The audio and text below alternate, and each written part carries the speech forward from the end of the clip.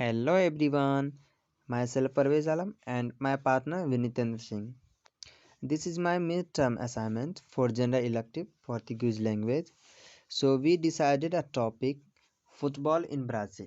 Here we covered more things like introduction of football, football in Brazil, football history in Brazil, significance, culture, legacy, football and racism. Now I am going to tell about football. What is football?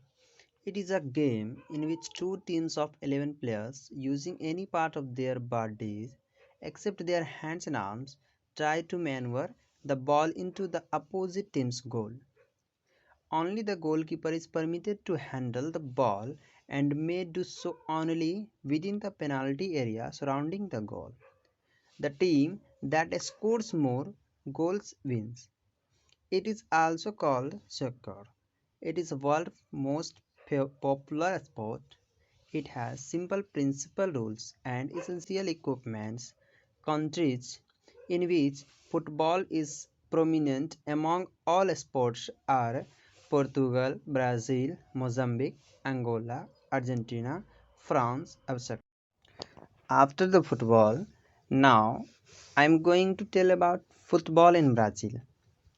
Football is the most popular sport in Brazil and a prominent part of its national identity, often referred to as O País do Futebol or the country of football. Football culture in Brazil is unlike any other. This sport is deeply ingrained in the everyday life and culture of this country. Brazil is the only team to participate in every World Cup competition ever held. The Brazil national football team has won the FIFA World Cup tournament 5 times, the most of any teams. Brazil has only also won an Olympic gold medal at the 2016 Summer Olympics held in Rio de Janeiro at the 2020 Summer Olympic in Tokyo. Over 16,000 Brazilians play professionally around the world, and over 776 professional football clubs exist in Brazil. A brief note on Brazilian football history. Football was introduced to Brazil by a Scottish expatriate named Thomas Donohoe. The first football match played in Brazil was in April 1894. In 1888, the first sports club was founded in the city, Sao Paulo Athletic Club. In 1892, a Scottish footballer named Charles Miller was invented to play a game for Corinthian FC, a team formed of players invented from public schools and universities. On his return to Brazil, Charles brought some football equipment and a rule book with him, and taught the rules of the game to players in Sao Paulo. On December 14, 1901, the Liga Paulista de Futebol was founded, organizing its own championship. Campeonato Paulista, first held in 1902. Therefore, Campeonato Paulista became the oldest official competition in Brazilian football. Yeah, let's talk about significance of Brazilian football. It is ever present in the life of the inhabitants, whether they come from poor neighborhoods or upper classes. It governs their way of life. It maintains their pride and happiness. As in all countries of the world, football in Brazil is fast becoming an institution, but more than elsewhere, it has turned into a second religion after the very official Catholicism. From the beginning of the 20th century, clubs were created mainly in big cities like Rio or Sao Paulo, giving rise to classes becoming more and more passionate. Today, clubs like Flamengo from Rio become the banner of the poor and working class, while the wealthy classes are represented by Fluminense, which has no black player in its rank. This has taken a very particular character in this country with vast inequality trends. More than a sport or game, football is a social lift through which all ethnic origins will soon be blended for the greatest happiness of an entire people. Without risking caricature, we can say the Brazil is football. Now let us talk about the culture of football in the country. Football has a major effect on Brazilian culture. It is the favorite pastime of the youngsters playing football on the streets and indoor futebol de salão, which is the mini football played on hard courts. The World Cup draws Brazilians together, with people skipping work to view the national team play or employers setting up places for employees to watch. The general elections are usually held in the same year as the World Cup. The critics often argue that political parties try to take advantage of the nationalistic surge created by football and bring it into politics. Former Brazilian footballers are often elected to legislative positions. One unique aspect of football in Brazil is the importance of Brazilian state championships. For much of the early development of the game in Brazil, the nation's size and the lack of rapid transport made national competition unfeasible. So the competition centered on state tournaments and interstate competition like Torneio Rio Sao Paulo, a traditional Brazilian football competition contested between Sao Paulo and Rio de Janeiro teams. Nowadays, however, there is a growing tendency of devaluation of the importance of such championships as continental and national competitions have grown in relevance since the early 1990s. In terms of legacy, the Brazilian national team is considered as the greatest national team at the global level. It is the most successful national team in the FIFA World Cup, being crowned winner 5 times, which is 1958, 1962, 1970, 1994, and as well as 2002.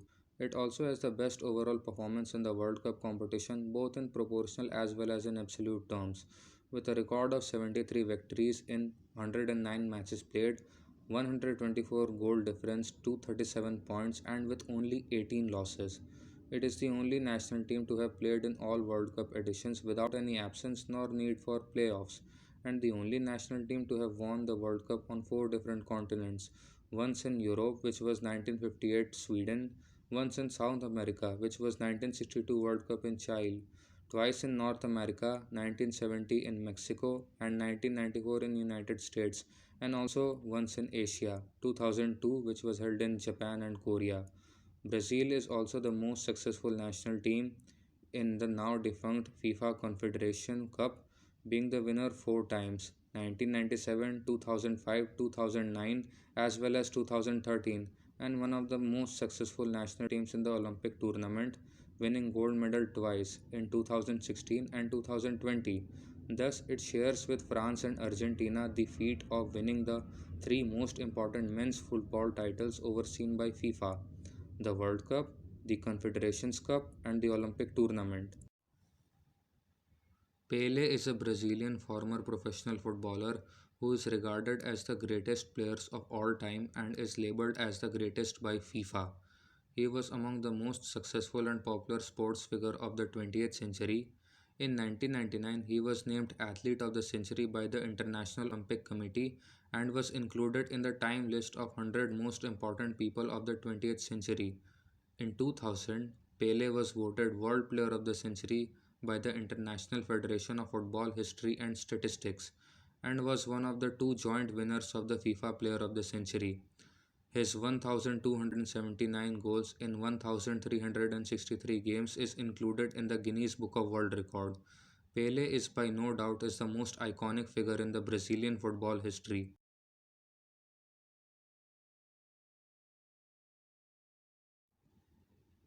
Brazil is the country with the largest black population outside of Africa, but still racism on the sports field is an age-old problem in Brazil.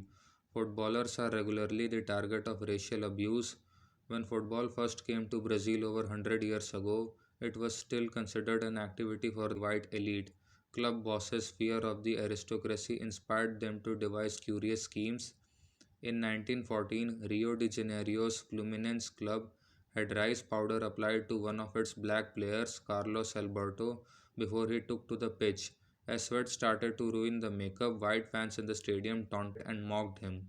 Although non white footballers had the opportunity to participate in a higher level of football, racial discrimination remains a serious problem in the Brazilian football communities.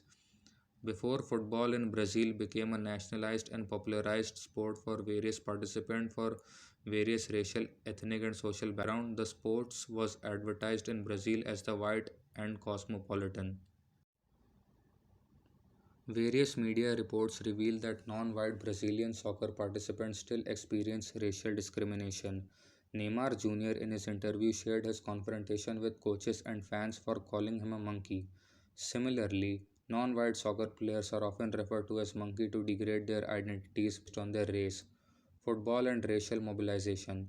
For non white football players, their social privilege and acknowledgement acquired through football allowed them to practice racial mobility despite their original heritage.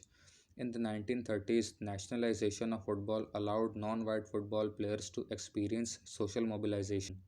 However, professionalization of football in the early 20th century Brazil strictly prioritized the individual with affluent backgrounds.